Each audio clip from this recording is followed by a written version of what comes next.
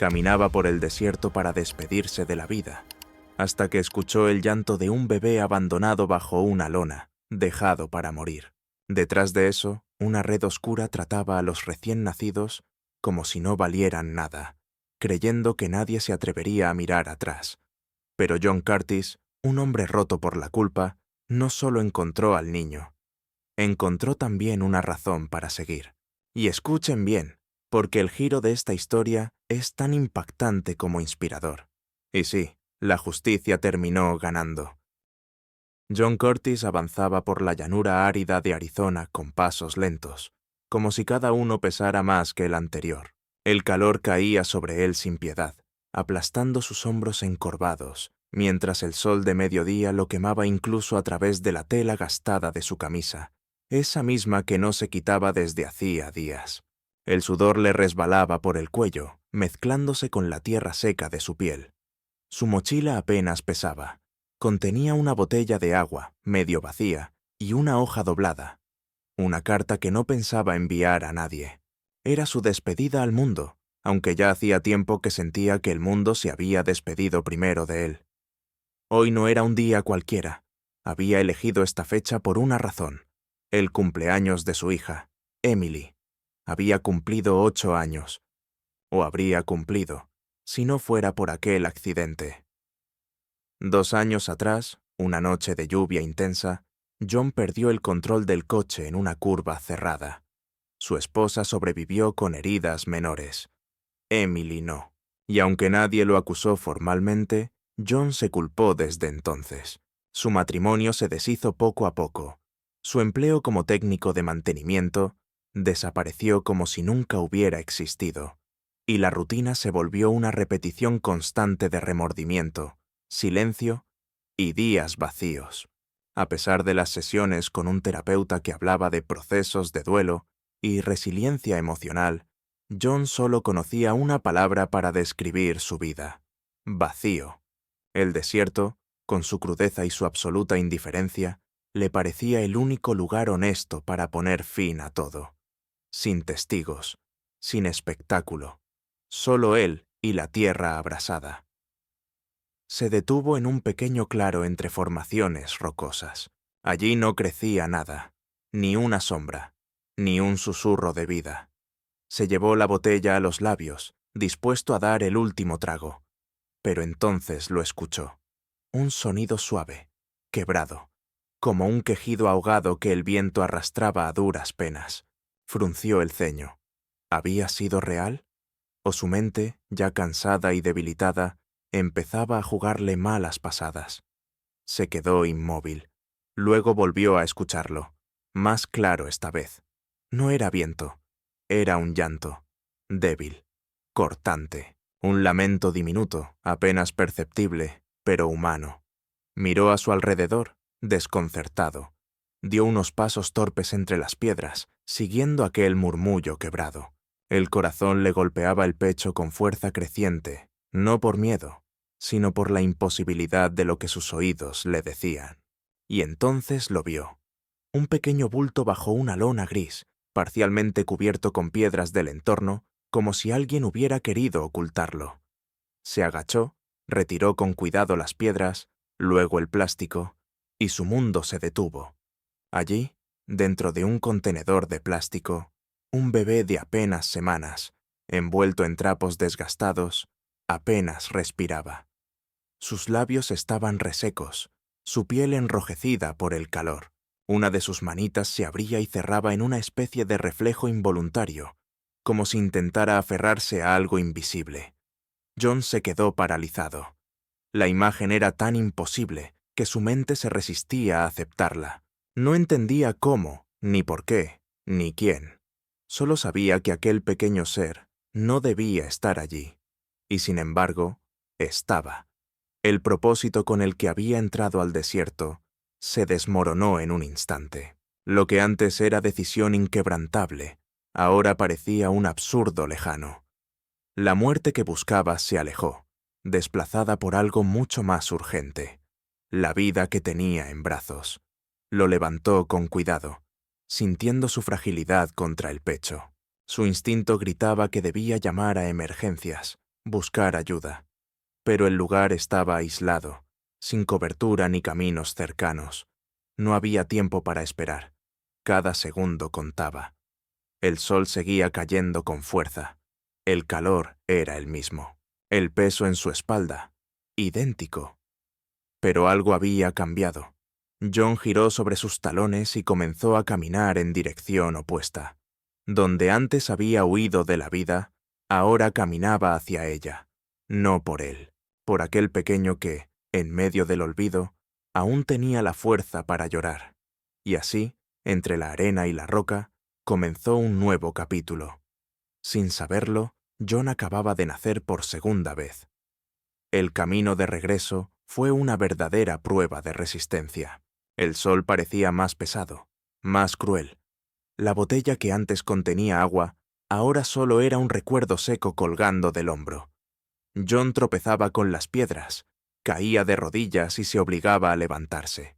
En más de una ocasión perdió el equilibrio, y la visión se le nublaba por el calor implacable. Aún así, mantenía al bebé pegado a su pecho, cubriéndolo con su cuerpo como un escudo. Cada vez que sentía ese leve suspiro, ese pequeño jadeo, algo en él despertaba con furia. No tienes derecho a rendirte. No ahora. No con él en tus brazos. Horas más tarde, deshidratado y a punto del colapso, llegó a las afueras del pueblo más cercano. Una mujer lo vio tambalearse con un bulto en los brazos y llamó a emergencias. En la clínica, los médicos le arrebataron al niño con rapidez y lo llevaron a cuidados intensivos. A John lo conectaron a una vía con líquidos. Su cuerpo temblaba, pero su mente solo repetía una pregunta: ¿está vivo? Al día siguiente, aún en recuperación, fue visitado por la oficial encargada del caso. Era la sargento Laura Brooks, una mujer de mirada firme, acostumbrada a escuchar excusas. Observó a John sin ocultar su escepticismo. ¿Me está diciendo que encontró a un bebé abandonado en medio del desierto?, preguntó con frialdad, anotando en su libreta. ¿Cuándo fue la última vez que estuvo en su sano juicio, señor Curtis? John no discutió, no alzó la voz ni intentó justificarse. Solo levantó la mirada, seca y honesta, y preguntó en voz baja: ¿el niño va a sobrevivir? Laura lo estudió por unos segundos, como si buscara una señal de mentira en su rostro. Luego, sin cambiar de expresión, dijo: probablemente sí, y eso es un milagro. Mientras la policía iniciaba una investigación, John no se apartaba del hospital. Día tras día, se sentaba junto a la incubadora. Observaba los tubos, los parpadeos de las máquinas, los movimientos frágiles del bebé. Lo llamó Tommy. En una libreta comenzó a escribirle cartas que no sabía si algún día entregaría. Si Dios me permitió encontrarlo, tal vez aún tengo un propósito, murmuraba mientras lo vigilaba con ternura. Laura, que al principio lo había considerado un caso más de confusión o delirio, empezó a cuestionar sus suposiciones. Reunió pruebas, visitó el sitio en el desierto, confirmó la ubicación del contenedor, la lona, las marcas. Todo coincidía. El hombre decía la verdad. Luego llegó el análisis de ADN. El niño no había sido simplemente abandonado.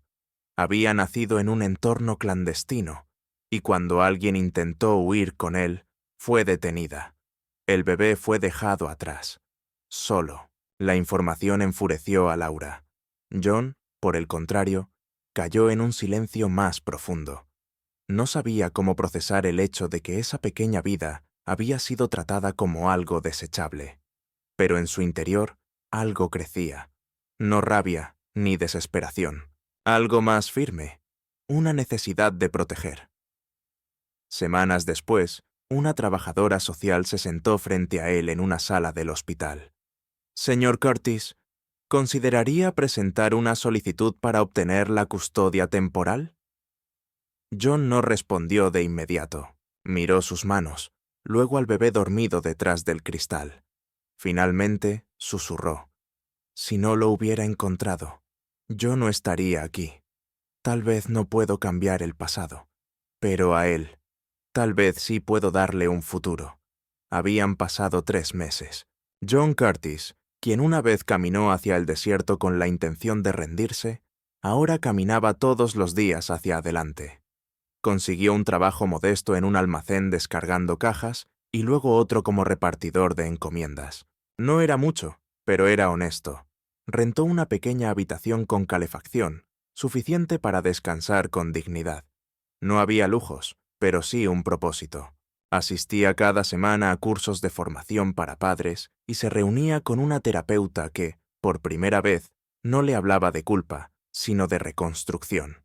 Y todos los días, sin falta, visitaba a Tommy. El niño crecía con fuerza. Había superado los primeros días difíciles y ahora sonreía con frecuencia, alzando las manos cada vez que John se acercaba. Las visitas breves se volvían el centro del universo de ambos. Las trabajadoras sociales observaban de cerca, aún con cierta reserva. Pero no Laura. La sargento Brooks ya no veía a ese hombre desorientado que conoció meses atrás.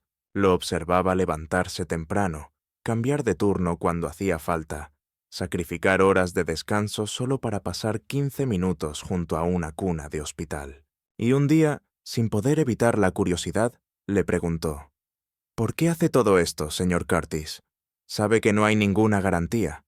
El niño aún no es suyo». John sostuvo su mirada con firmeza, sin rastro de duda. «Porque ahora sé lo que es estar perdido. Y también sé lo que se siente ser encontrado». Medio año después, en una sala de audiencias, un juez pronunció las palabras que John había esperado con el corazón apretado. Se otorga custodia temporal al solicitante con opción de adopción futura, sujeta a seguimiento. John tomó a Tommy en brazos. No dijo nada. Solo lo sostuvo contra su pecho y dejó que las lágrimas bajaran sin esconderse. Por primera vez en mucho tiempo, no lloraba por el dolor, sino por algo más profundo: gratitud. Laura, de pie cerca de la salida, redactó un mensaje rápido desde su teléfono mientras observaba la escena. Confirmado. Identificaron a la madre del niño. Caso cerrado. El grupo responsable ha sido detenido.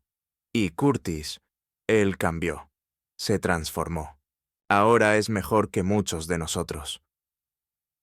Al amanecer, mientras Tommy daba su primer paso en un parque cercano, con pasos torpes pero decididos, John se agachó, lo sostuvo por la cintura y murmuró: «Me enseñaste a caminar otra vez».